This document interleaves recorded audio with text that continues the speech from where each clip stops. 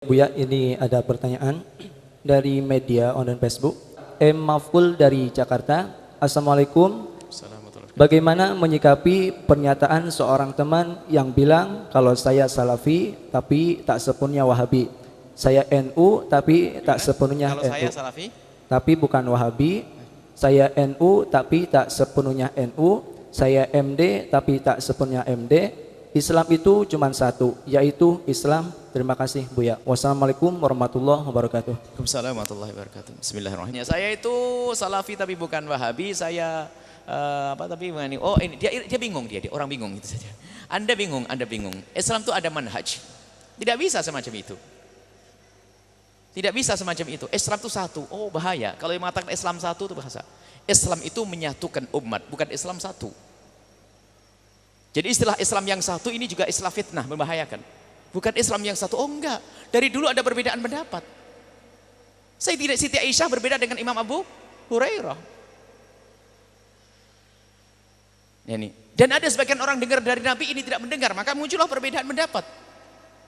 Kita bersatu dalam Islam, iya, tapi kalau Islam yang satu berbahaya. Jadi semua kalau berbeda dengan saya pasti salah mau gitu. Oh ini penyebab fitnah itu kalau mengatakan Islam yang satu. Islam yang satu pokoknya nggak boleh yang lainnya. Jadi sholat harus gini dok. Ini berarti ada ekstrim madhab Syafi'i. Jadi madhab Syafi'i nanti lihat madhab Malik juga perang nanti gara-gara Islam. Ada perbedaan urusan furu' indah. Madhab Maliki begitu, madhab Syafi'i ini, madhab Hambali gini. Urusan akidah, lihat ini harus jelas. Baru satu, tidak bisa berbeda. Allah Maha Tunggal, nggak bisa. Jadi Islam yang satu itu maksudnya apa? Islam yang satu tadi maksudnya. Islam yang satu ya Islamnya Nabi Muhammad SAW, tapi di dalamnya adalah perbedaan pendapat ini adalah memang membuka kemudahan untuk kita.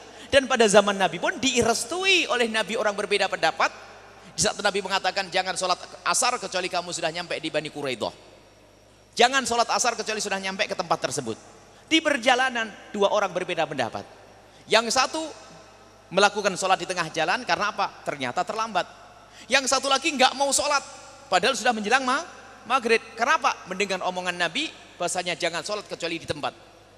Sampai Nabi terpecah menjadi dua. Sekelompok sholat di tengah jalan, padahal Nabi sudah ngomong kamu jangan sholat kecuali di tempatnya Bani Quraidah.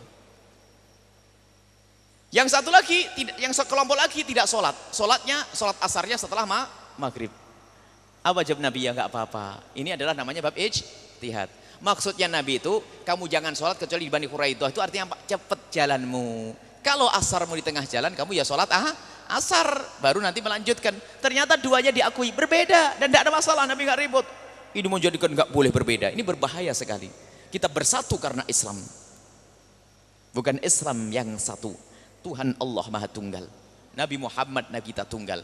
Cuman lihat maksudnya Islam satu itu apa? Ini harus dijelaskan. Islam satu apa? Kalau akidah satu bukan akidah Nabi Muhammad saja. Akidah Nabi Muhammad dengan akidah Nabi Musa sama. Akidah Nabi Musa dengan akidah Nabi Isa sama, tentang ketuhanan dan seterusnya sama. Tapi urusan furu' ini berbeda-beda dan itulah hikmah, keindahan. Jadi kita ada manhaj.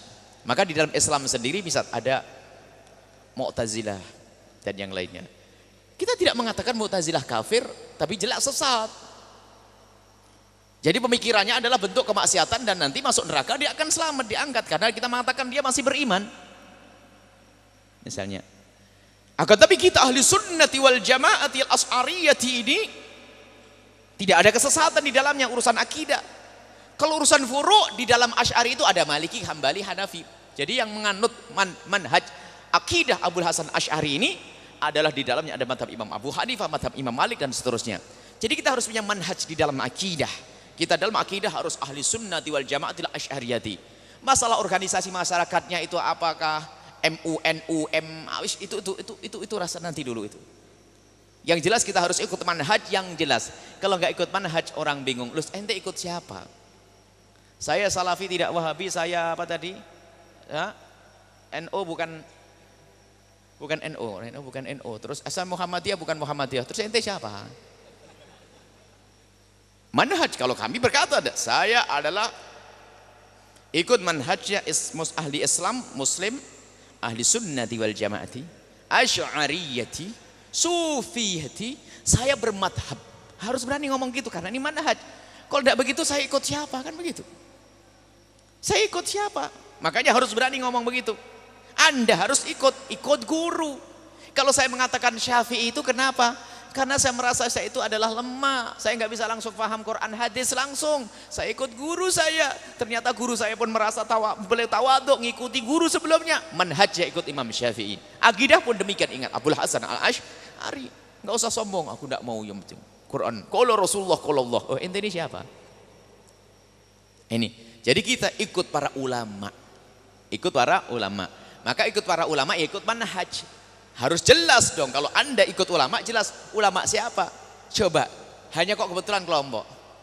Kalau kebetulan ada kiai 4. Imam Malik, Imam Ahmad. Saya enggak Imam Ahmad tapi ya enggak Imam Malik tapi enggak Imam Abu Hanifah, enggak Imam Syafi'i. Oh ya ente ikut iblis berarti.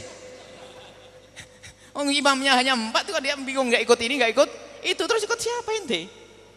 Harus jelas dong, saya ikut Imam Syafi'i, bener, itu ikut Imam Abu Hanifah, bener. Tapi kalau seandainya imam hanya ada 4, tapi imam itu ada berapa? Ada 37, mengatakan 17. Cuman yang abadi, yang bisa meninggalkan peninggalan yang diabadikan oleh murid, ya ilmunya 4. Aja ketambahan nanti Dhahiri ada yang kelima, jika di sebagian menganggap, kemudian Zaiti kalau menganggap. Baik, jadi di sini 4, jadi harus jelas dong. Lah kalau saya enggak Syafi'i itu sebenarnya tidak beda dengan ngomong gitu tadi. Saya enggak NU tapi enggak Muhammadiyah, enggak. Pokoknya saya oh enggak, berarti ente enggak ikut Imam Malik, juga enggak ikut Imam Syafi'i ya. Oh ya sudah enggak tahu ente ikut siapa ini.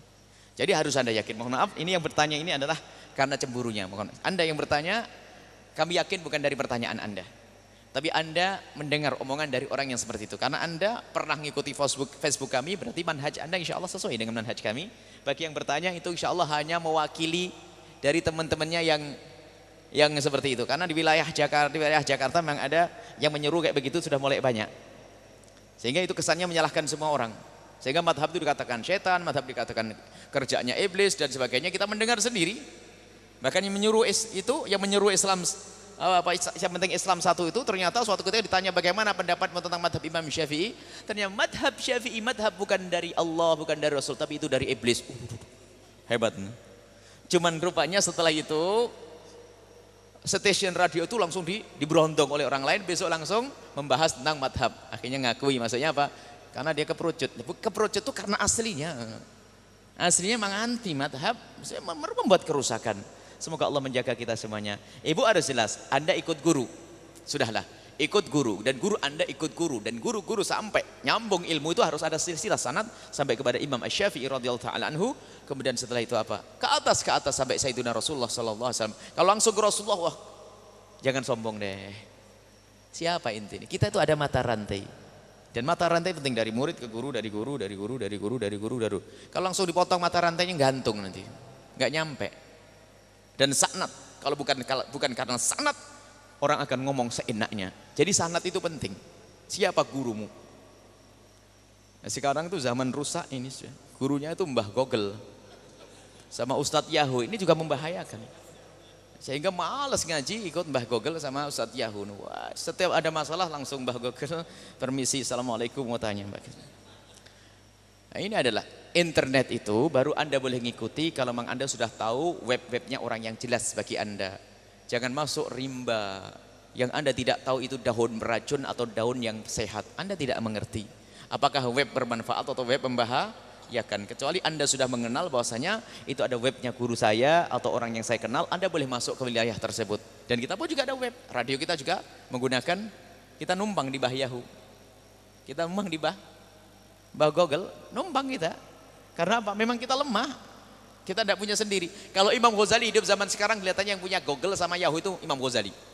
Imam Ghazali dunia informasi, luar biasa. Karangannya tuh banyak pada zaman itu. Nggak tahu gimana bisa menyimpan karangan itu. Nggak ada kertas cetak kayak begini. Kertas tulisannya pun pulpen dimasukkan ke tinta sekali satu huruf. Tapi bisa ngarang berjilid-jilid. Sekarang pulpennya lancar jaya nggak bisa ngarang. Lancar boleh, tidak bisa ngarang. Tapi Imam Ghazali satu celupan untuk satu huruf dua huruf, celupan satu huruf dua huruf. Tapi karangannya berjilid, masya Allah, berkah. Tidak banyak dosa mereka. Kita dosa mata, dosa telinga, dosa ini dan sebagainya. Semoga Allah mengampuni kita.